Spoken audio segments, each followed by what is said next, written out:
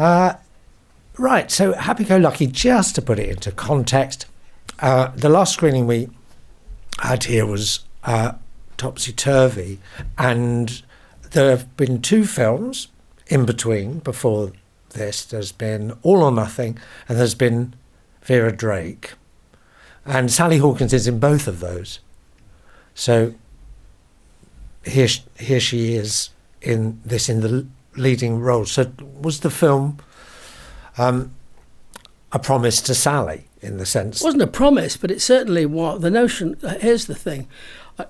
She did, first of all, as you say, that the girl that hangs around on the estate in All or Nothing, and then the posh girl that has a better way of terminating a pregnancy than the people who don't have the wherewithal. And I got to know her, and she's a great person, a character in her own right. So I just thought it would be good to make a film and put her at the centre and, in a way, tap into her energy that she has. Now, of course, that isn't to say for a split second that Poppy is Sally Hawkins, because obviously it's a character role like all the other stuff. But that was the starting point. And a kind of exploration of positivity. Yes, absolutely, exactly that. What? Just because I think this is at least amusing fact that, as I've already mentioned a few times here, that I start the process of making characters with the actors by asking each actor to make a list of everybody that he or she can think of the same sex. Occasionally I put in an instruction of some kind, but not necessarily. Well, the record, people can't maybe 20, 30, 40, 50, maybe more. The record was held by David Thewlis when we did Naked. He scored 111, I think. Real people he knew. He knew. But that record was somewhat broken by Sally Hawkins when we sat down to prepare this, because she hit over the 220 mark. Oh, God. So, and they're all there, I suppose. No, they're not. Not at all. But I just think that's an amusing, irrelevant fact. But did thinking about the kind of base starting point, Three Sisters, was that a kind of a? I don't know. That presented itself. I don't. You can't remember. Well, no, because there are all the dynamics are built into the possibilities when you assemble a potential cast. But certainly, I certainly cast the other two because I thought they could all be sisters and look like sisters and things. I don't think I was quite sure what we were going to do, what Eddie, Marsan and I were going to get up to. But it kind of emerged, it evolved. Yeah. And what's amusing about Eddie and his character, of course, as I've said many times, each actor only really knows what's happening to his or her character, and so that we can explore relationships and things. And so Eddie, by the very nature of his character, worked in isolation with me, and he did the research into being a driving instructor, and more importantly, all this research into this terrible fascist bullshit that's in this guy's head, and did all that. And but of course, he never, for a long time, had any contact with any other actors, because we were all developing all the other narratives and things. And he was quite convinced, he later admitted, that obviously, because he knew there were all these other actors, that obviously they were all going to be playing people having driving lessons. He would be the central character. And so we set up I mean, in my entire experience of doing all this kind of grueling, eccentric work that I do, one of the toughest, or the toughest assignment were the improvisations of the driving lessons for this, because you obviously couldn't do it with them sitting in a room on chairs, you know. So we got a car and we had it had driving a school livery, and it had dual control and all of that. Incidentally, on today's news, it was on the lunchtime World at One, they announced that they're going to stop manufacturing the Ford Fiesta. This was a Ford Fiesta. And what I can tell you about Ford Fiestas is this. The suspension is terrible. Because we developed the stuff in a disused telephone exchange near Tufnell Park tube station. So Eddie, in character, would show up in the vehicle, and Sally, in character, would get in. I would slink in and lie on the back seat so I could clock the improvisations. It was very, very tough and excruciating, partly because of the rear suspension and the traffic bumps around the Tufnell Park area, which are many, and partly to contain my mirth, because, you know, you're right on top of them, you know, I couldn't hide in the corner. So we did loads and loads of those, and as well as all the other stuff that was obviously being explored. And it eventually dawned on Eddie that this film he had in mind, where he was the central character and there were loads of people taking driving lessons, was not going to be materialised. But on the driving lessons, just thinking from a practical point of view, I mean, presumably road conditions being, you know, contingent on whatever was happening in the world, they had to be able to, there was obviously script. There was no script. No, we're talking about we've just been talking about the improvisations. Oh, it's in the sense of you made the scene, every scene. Eventually, no, yeah. Okay, we've already talked about it, and let's be clear about it. The improvisations were a whole series of each improvisation was the next driving lesson, and then she would come back and report back to Zoe and all that. In due course, when it came to it, of course, as with all the scenes in all these films, we then constructed the scenes in a meticulous manner, so that what you actually have, of course, is very, very tightly scripted indeed. But it all came out of doing improvisations. But when you got to shooting it, road conditions are road conditions, so presumably... Well, first of all, road conditions are road conditions in the improvisations. So one of the key things that made it work is that both actors were very good drivers. No, I mean, you couldn't have Sally sitting at the wheel being someone who can't drive if she couldn't drive. I mean, that would be preposterous and also illegal. So, no. But of course, but you're right to move on to a separate question, which is what happened when we shot it. Because yes, it was all shot. Now, for shooting it, I've probably got to get a bit technical here. We actually had 3 versions of the car. We had a straight version. We had an estate version. We had 2 straight versions. One. And the third one was an estate version, so that we could put the big camera in the back. So we shot it. The film was shot on film, on celluloid, on 35mm, big camera. But in order to shoot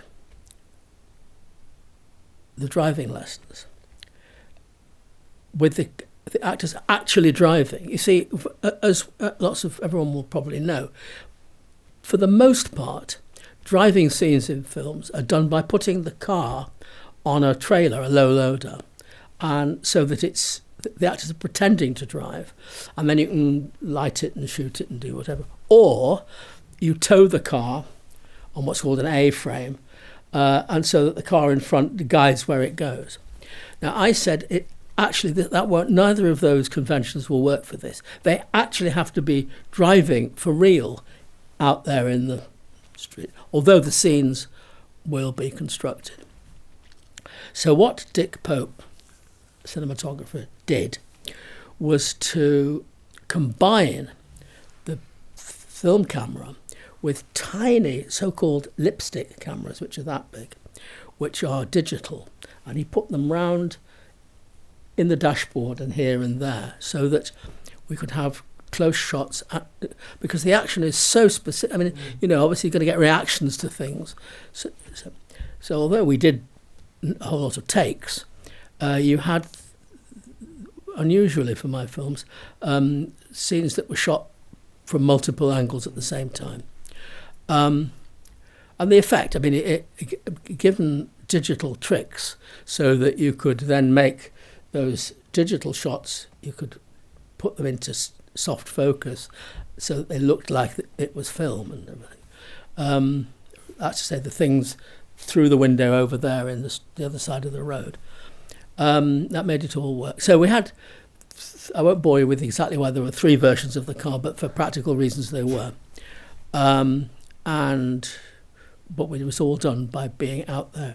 And then when it came to the scene where the climax, where finally he jumps out and she jumps out, and all that happens in a road not far from Archway Tube Station. We were rehearsing it, and they were screaming at each other, and a woman came out of a house, those tall Victorian houses with high steps. A woman came out and said, and I was standing there, and they were standing there, and she said, "I am absolutely sick of." Oh. She looked at me and she said, "Oh, I see what's happening. Fine, carry on." I went back into that. The other, just before we move on to other matters, the other technical kind of innovation for you personally is that it's widescreen. That was the first time you'd done that. You can definitely see why, because it's very colourful and she is. But how did that emerge? Well, there are several aspects of that. First of all, as I reported when I was talking about Naked, there comes a point when I share with principally the cinematographer, but also the designers, what it is that I think is emerging, and so that we can start to think about the feel, the look, the spirit of the thing. I mean, with this film, with Naked, I mean, as I've said, I was able to say, well, it's nocturnal, it's dark, it's and all those things. I said, this woman bursts with energy. I said, I think it should be bold primary colours as a sort of point of reference. That weekend, by a remarkable coincidence, the annual movie industry trade fair was going on. Dick Pope went to it, and there was Fuji film on their stand, and they had a brand new film stock called Vivid, and it was bold, bright primary colours. And he said to them, "This is fantastic. This is exactly what we want for a film I'm doing with Mike Leigh." And they were so chuffed that anybody wanted to use this thing that they gave it to us for free. So we had free supply of film stock for the entire shoot. So that was good. But part of that discussion led us to, because the point about widescreen is it's a difficult one, because there isn't any actual reason why any film shouldn't be widescreen, really. And we sort of rather resisted it in a kind of more out of cautiousness than for any really thought through aesthetic reason. But somehow, thinking about the explosiveness and the nature of what Dick said, I think this is where we go widescreen. And I said, absolutely, let's do so. And it works. And it's a wonderful moment where Chris Allies' titles are all like kind of shutters, and then over Blackfriars Bridge it opens out. Absolutely. It's a wonderful idea, that. Just you mentioned Chris Allies has done all the. I mean, Chris Allies is a genius who, sadly, because of the nature of new technology, hardly works, because people can do all their own titles with programs and things. But he's done. I mean, he does fantastic. I mean, every one he's done has been very inventive and special. Yeah, and when we get to Mr. Turner, which is forthcoming, that's a great credit titles sequence. Talking about the sort of thematic things, that this film, as you've probably clocked, the first 7 films we had in this season were kind of built around family, and I call this section, for want of calling it something else, the alienated people, and it's Scott, I suppose, who I had in mind for this. But this could be a family film. The tensions within the family are quite substantial. It's a great sequence, left quite late on in structural terms. I don't. Is it? Yeah. I mean, in the story. In the story, but that's neither here nor there. The other sort of key thing about it is that it's about teachers, and about being a teacher, and about good and bad teachers, and there's discussion about that, and we see it. I mean, how did that emerge? Well, it felt what I wanted to deal with. I mean, I've said before probably that in some ways other films, particularly Naked, raise questions about education. I mean, Johnny in Naked plainly is the kind of kid that teachers would have sent out of the room, or given a detention, or caned, or whatever, rather than encouraged and spotted his intelligence. And so he would have otherwise had a different kind of route. But it's something that I've obviously, apart from being a recipient of a dubious education, I'm also a parent. So it's a thing I've been, concerned with. And it just felt here, this was the thing to explore. Really. So it was thinking about how these things emerge without wanting to pin it down in any way. Was that something that you had? I mean, there are things I know that are at the back of your mind when a project starts that perhaps you're not even dimly aware of. Was this something quite definite? Not sure. I'm not sure. But it definitely emerged, and there are lots of teachers. There's one of the great standalone sequences in your films is Karina Fernandez as the... Well, here's the thing about Karina Fernandez, who plays the flamenco teacher. We started to develop a character who was going to be an old college friend or associate or person who'd gone to teachers training college with the other girls. And we started to develop this character who was the nature of whom was such that she alienated everybody. And it began to be, and certainly she'd gone off as they developed and went through, we explored their journey into adulthood and all of this of it. She sort of disappeared because somehow there was no justified way of bringing her into this. And I was struggling with, at some stage, I'm going to have to construct a situation in which she will have to come into time, the eventual time present that we will reach for the story in the film. And then Sally and I sat down one day and we said, well, we came up, we were discussing what else would she do, would Poppy do by way of in her spare time. And she said, well, Sally said, I think she'd go to tango lessons. And I, partly because I really love flamenco, and I'd been to Spain and seen all of that, I said, what about flamenco? She said, oh, yeah, that's a good idea. Now, Karina Fernandez, as you could tell by her name, although she's an English London girl, she's got a Spanish background and speaks, and she knows all that. So I called her in to what she legitimately thought was another session about the character we'd got on the go. And I said, look, I never do this, but how would you feel about doing a completely different character? And she said, why am I that shit? And I said, no. Actors are very paranoid, you know. So I suggested that we do this. So we quickly, very easily, developed this character.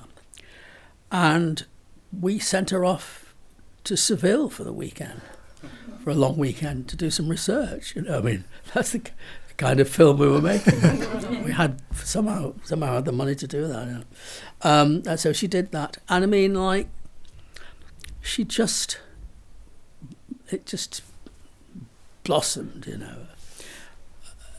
We got a basic scene together, and we shot it in the Shoreditch Town Hall, and there was a lot of issues because, you see, an actual flamenco studio, for anyone that does it, or a dance studio, it's surrounded by mirrors.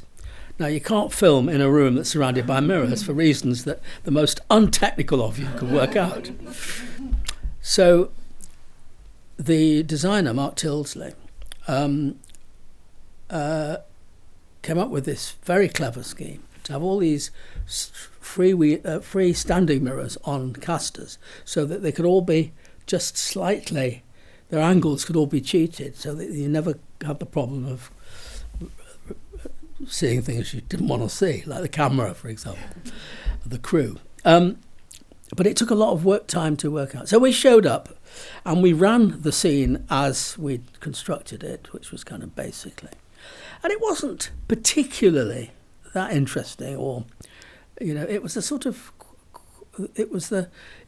of proper routine, as it were, kosher version of the situation. And then we went downstairs to a separate room and we started developing it, and it took a long time for them to sort out the lighting and the mirrors upstairs. And by the time we were ready to shoot it, we came back upstairs with a completely different scene in which this woman has a meltdown and the whole thing, you know.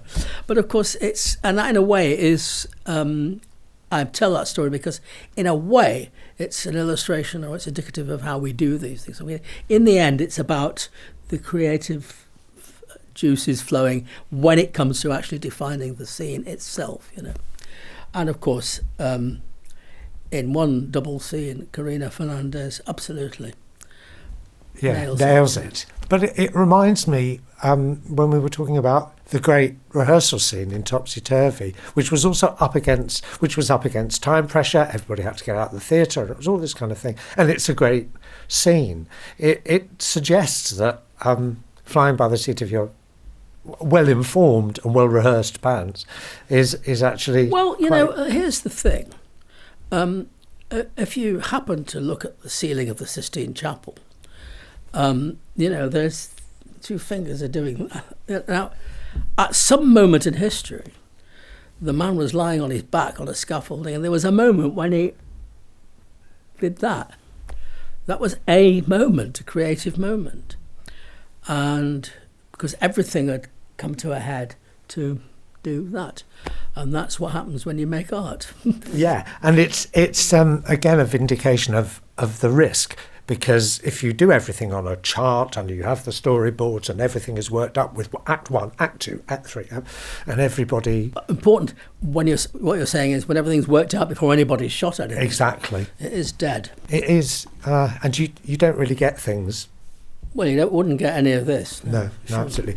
And before I hand it over to everybody else, the last thing I wanted to talk about was the scene with the tramp, which played by Stanley Townsend, which is extraordinary. And even when we were working on the film, I thought was extraordinary. The film takes, from the moment the bullying starts, really, the film takes on a strange, darker hue, and it reaches this strange, very poetic, very in time, out of time moment which is obviously real. She's there. It's not a dream. No, absolutely. No, I think that's important. I mean, it is. She's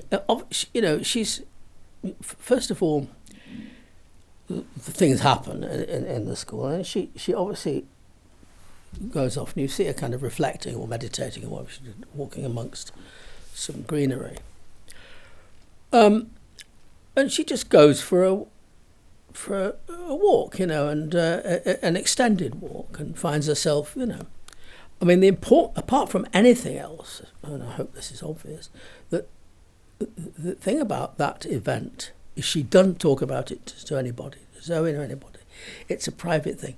I mean, any idea that anybody may have had, and I know you didn't just say this, that is in any way a dream sequence or is rubbish, basically. And in fact, the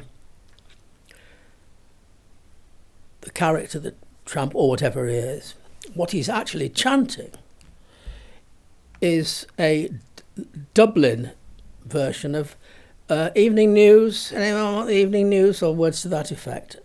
And when we showed it went to a screening in Dublin, the audience roared with laughter because they recognised it. So, this is an Irishman,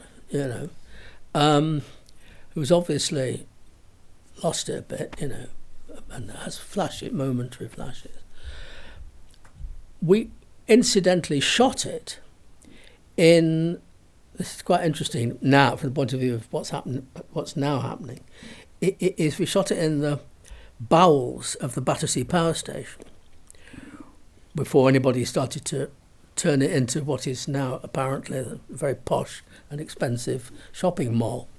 And it was, we had to wear hard hats and things because it was dangerous, But it lent itself to that feeling that I wanted of it being a little bit enigmatic and unexplained. But there's absolutely no way that it's not an experience she's having. And the important, obviously, it goes without saying, the important thing about the scene is about, it's about Poppy. I mean, Poppy is cool. She's not fazed. If she empathises and actually tries to connect with what the thing is and go along with it. And I think that's really important, So that's what it's about. In the end, it's about Poppy, What I noticed this time around watching the film, which I hadn't seen for a long time, was it tied in with a remark during the driving lesson where the bullying is on her mind, and she asked Scott whether he's been bullied, which he of course doesn't respond to. But the whole reaction to this guy, the care that she shows, is I think seemed to me to be part of it. And of course, credit to Stanley. Terrific. It's a great performance, Yeah. Yes, absolutely. Okay, well... Can I just say one other thing? Yeah. Which may get lost, which I think is worth sharing, which is when they go down to Southend to see her sister and brother-in-law, and they all go walking on the promenade. The camera panned across, and then quite by accident or by chance, there were these two identical twins sitting there, quite senior middle-aged guys, and everyone said, "Oh, they're great, that's great," all that, And let's do it again. And the guys had disappeared. And I said, "For God's sake, find those guys." So they went and found the guys, and they said, "Look, you're in a film, and here's a few quid," and blah, blah, blah. So they sat there again. And sometime later, when the film was done, we showed it, I think, at the National Film Theatre at BFI. And a woman came up at the end and she said, "I'm a social worker, I know those guys. They both used to be conjurers on the stage." Good Lord, really? Hello. Oh, I'd not heard that bit. Yeah. Oh, blimey. I should make a remark about it being magic, but I'm not going to. Okay, questions from you, please. And there's a microphone coming. Somebody on the front row just explained what that is to somebody else. Oh, yeah. Okay, there's one there. I can just see. Thank you. Hello, Mike. Oh, is that a bit too close? No, close is good. Louder the better. I'm interested in. I know you talked a lot about process, and I don't want to burn the topic out too much, but I'm more interested in the process of ending. So you nurture these characters, you and the cast, from these little seedling ideas, and you nurture and grow them and develop them and put all this time and effort into them. And I imagine you're operating somewhere up here, and then they burst onto the screen in all their glory. But then is there a process for ending that and coming back down off the cloud? And I'm not sure could you put that in more prosaic terms so I know what you're talking about? I'm not sure what you're talking about, the cloud and all that. You know. Just when you developing the characters and the process of developing these characters, Yes. Is there a process for ending that process? How do you... Do you mean ending the whole journey of doing it? Or do you mean when they go into character, are there disciplines about coming out of character? Yeah, coming out of character, yeah. When their work is done and your work is done, on each individual separate occasion? That's what you mean, isn't it? Yes. You mean when an actor goes into character, your question is about coming out of character. Is that right? Yeah, and also unpicking the development of that as well. I can imagine it's a very... Look, here's the thing. This is about character acting. And I am strict with actors that you are not the character. He is the character, she is the character, you are you. In fact, I insist that when we're talking about the characters, that the actors refer to the character as him or her, so that they're able to distinguish between what the character experience, because we explore all kinds of emotional things through the improvisations. And it's important that the actor doesn't get confused between himself or herself and the character, especially when it gets heavy or emotional or whatever. And I don't know whether you hear when we talked about Vera Drake, but we talked about a long 11-hour improvisation when the police come round, and we did all of that. And the actors had to really sort of come out of character because they'd been through something of a traumatic experience, albeit in character. So, apart from anything else, talking as we are about this film, Eddie Marsan is one of the funniest guys you could meet. He's got a great sense of humour and is incredibly perceptive, which is absolutely not his character. His character's got no sense of humour at all, and he's actually not as bright as he thinks he is. And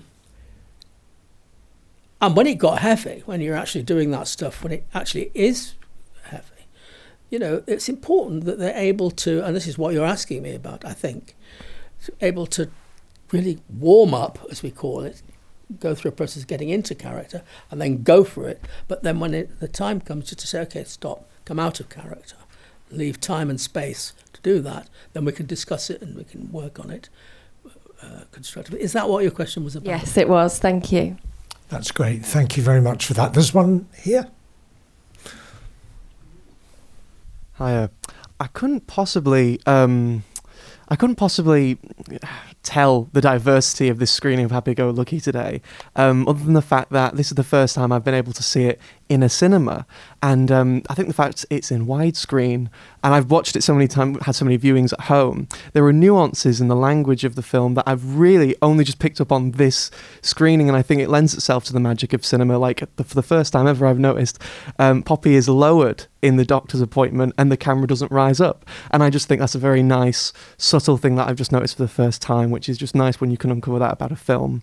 I'm just wondering if you could elaborate on maybe some of the challenges working with a widescreen in mind, and then also maybe with the veneer of the characters and how that maybe works in well with the widescreen in mind, with the fact that the focus is the main thing, but there's also the world around that's also bustling around, and maybe I don't want to put words in your mouth at all, but the anxiety of perhaps the concentration not being strictly on one precise moment, but then again, it being on not only the person or the thing, but the one thing, but then also the world around it. So it's framing one specific moment with the world around. Well, to be honest with you, if you don't mind me saying so, I don't really agree that. I mean, the question you're asking, which is an interesting one, doesn't really apply to anything you've just seen, because, yeah, sure, when you're composing a shot which is a wider screen, of course you take into account what is in the frame, what you can see. But the idea that which is what you said, that there's a sort of other worlds going on or additional things that you have to account for is simply not a consideration, because you still make choices as to what's in the screen. And there's nowhere in this film where there is a sort of auxiliary or supplementary or parallel other activity going on to fill in the wider screen. You just don't think about that when you still, instead of it being that, it's that. And that's what you're looking at, and the focus is still on what's there. So with respect, your question is a little bit on the academic side, really, and it doesn't really apply, not in my experience, and we've used shot widescreen since. It doesn't really, it's not really an issue. Thank you for answering it, though. It was eloquently put. Thank you. Thanks for the question. Other questions? There's one on the front row. Thanks, Richard. Cheers. Thank you. What was it like working with all the children, and do you use your improvisation sort of strategy with them? Well, I mean, unlike what I've just was talking elaborately about several minutes ago, of course, they didn't do characters as such, although we picked, first of all, the first decision, which was the only decision we could make, was that we would not get stage kids, or kids who are, showbiz kids. So all the kids involved were the kids in that school in South London. I mean, they're all for real. And we picked some, and the teachers helped us, and then we worked with them a bit and all that stuff. The kid that played the lad with the problem, we thought that he really is the best. He'll be good. But when it came to it, he didn't have a violence corpuscle. What's the word? Chromosome, whatever it is, in his body, muscle. He's just a nice kid from a very happy home and blah blah blah all that. And so when it came to duffing the other kid, I mean, they had all the crew around going, "Fucking hit him!"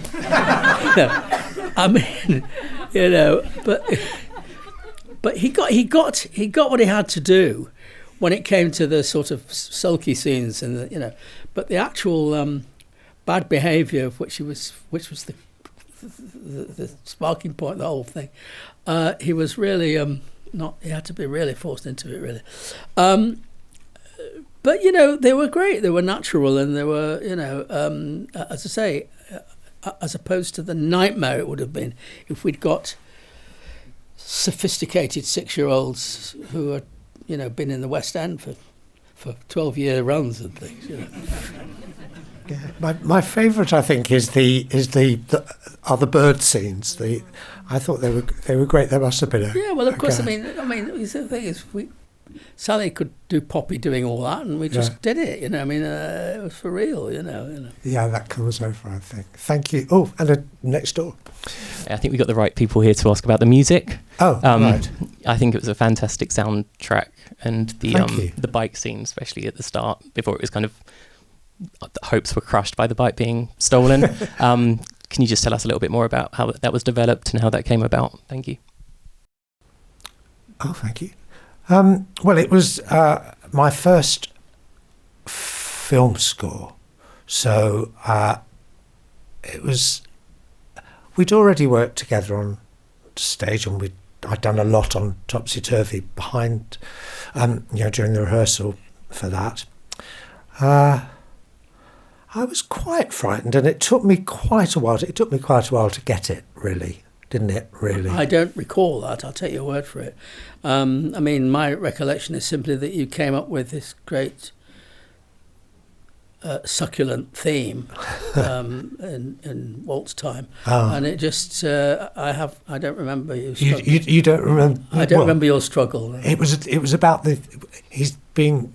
I'm glad he can't remember that this was something like my 16th attempt to get because we knew I had to nail the character in some kind of way, and once we'd decided not to do any kind of contemporary kind of score, like when they play Common People in the disco, I mean, there's a version of a film about a contemporary woman which could have been that kind of music, but obviously it wasn't going to be that. So we had to nail that. And once we nailed that, it was all fairly plain sailing, I think. Yeah, but I'm glad you like it. Thank you. Anybody else? Yes, there's one at the back. There's one in the second row as well. No, make him work. You don't stand a chance. Yeah, thank you. Thank you, Meg. Speaking of music, I noticed Mike mentioned Naked and Happy-Go-Lucky as comparable titles. Both films used Brit-pop music. Naked used The Cure, this one used the pop Common People.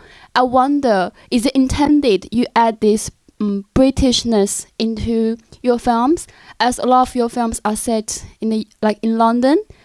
And my second question is, both Naked and Happy-Go-Lucky has Chinese takeaway elements in the film. I wonder, is that coincidence or is there some thoughts behind it? Thank you. Well, the answer to both of those questions is sort of the same answer. Is, they have the music they have is because that's the music they would have, and they go for there's also a Chinese restaurant scene in Bleak Moments as well, if you were here for that. That's what they do because that's what they do. That's where they go for a takeaway, because that's the sort of takeaway they would go for. And yet they are in London, and it's part of the culture. So yes. But when you say, was it deliberate? Yeah, I mean, it wasn't. We did it by way of deciding to do it. So yeah. I should correct you, if I may, that the film you're thinking of that uses The Cure isn't Naked. It's Career Girls. So, but the question, I guess, is the same about whether it's deliberate. It is. Thank you. And there was one in the second. Yes, hello. Yes, that's it. So I can see you. Thanks very much. So there are various explosions in the film, such as the boy beating up the other one, Scott's explosion at the end, and the flamenco dancer. Were you ever debating whether or not to have Poppy have one? Because she has a very cool head the whole way, like you said. But I feel that the film is perfect as it is. With her outlook, and I feel it would have been hindered by her having some kind of emotional meltdown. I know it's inconsistent with her character, well, but it's a very strange question to answer. I mean, okay, hypothetically, just to run with your question, if I'd sat there and thought, this is all too, which I think is what you're saying, which is your own take on things. If I thought, this is all too, she's just too nice or level-headed or cool or whatever you call it. So let us, I think I need to force the idea that there's some kind of, what you're asking for, which sort of negative explosion of some sort. I think I would have been guilty of introducing a massive, irresponsible red herring, because that is not in the nature of how she is. Now, if, as I think you implied in your question, it's too good to be true. That's kind of what you're saying. I think that's rubbish. I don't agree at all. But she is one of those people. You know, she lays it on the line when she has to lay it on the line. She lays it on the line with Scott. You know, she doesn't. She doesn't sort of lie down. I mean, when she has to deal with Scott, just like she deals with that, you know, she deals with it. So I mean, you know, we've made, as far as I'm concerned, as far as we're concerned, and that includes Sally Hawkins, we've created a three-dimensional real person. And that is a person who copes with things, who deals with things, who doesn't get fazed by things. You know, who is, you know, of course got vulnerabilities, but not, but she's not, I mean, there are, as you say, several meltdowns in the film, but the whole story is about somebody who goes on through the journey and, you know, there are other people who have meltdowns. I mean, that's what it's about, basically. It would be unnatural to impose that on her, and I don't see why one would think of doing it, really. That's not how she is. Does that make sense? Yeah, thank you. There's a kind of... I mean, in a way, this is a question about audience expectation and the expectation that's based on every other film people are likely to see, which is, for example, in the scene with the tramp. Oh my God, what's going to happen here? He's going to bring a knife. He's going to do that. And there's a version in people's heads to do with what a film is and what a story is. Things that happen in films. And that's an example.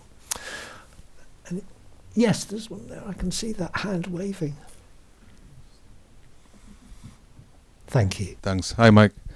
I just wondered, from a process point of view, you go through your script and then production. In what part of the editing process do you create the film? As in, do you suddenly discover a part of the story that wasn't in the rest of your process? I'm not sure I don't know whether I know what you mean. When you get into the edit suite. Oh, you mean when you get into post-production, do you discover an element that you might not have thought of beforehand? Not in the basic way that I think you're asking. I mean, because what I construct and shoot is usually pretty precise in terms of the events and what happens.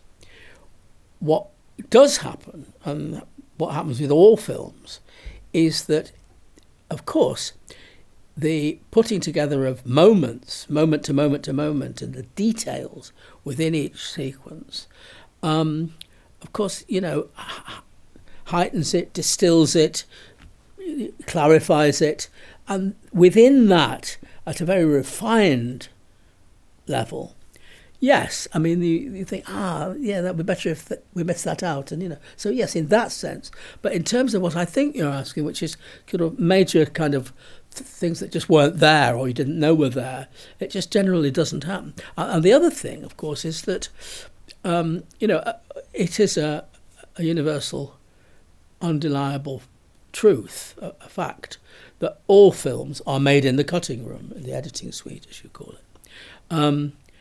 Which is to say, however precise the footage that you shoot may be, and in my case it's usually pretty kind of solid and precise, nevertheless, you know, where you actually make the film is in the editing, because that's where you make the actual artifact and you distill it down to the precise, to the moments, you know, to the... so in a sort of... To sum up the answer to your question, in terms of sort of shocks and revelations and my God, I never realised that was there and whatever, that doesn't really happen. But in terms of the precise details of the end product, you never know how that will be until you get there, because that's in the nature of the creative process. Thank you. Thank you. Are there more? I can't see any. I think we're on the end of the lollipop. No, there's one here. Hello. Thank you. And this will be our last, I think. Thank you. Thank you for the film. It's kind of like a negative Near question. your mouth. It's kind of like a negative question of the last one. Are there any scenes that you shot and decided to delete from the final product? If you're willing to reveal that.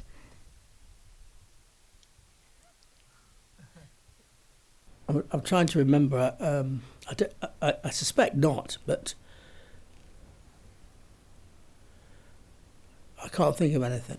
No, I can't remember any. No, I don't think. I don't. I doubt it.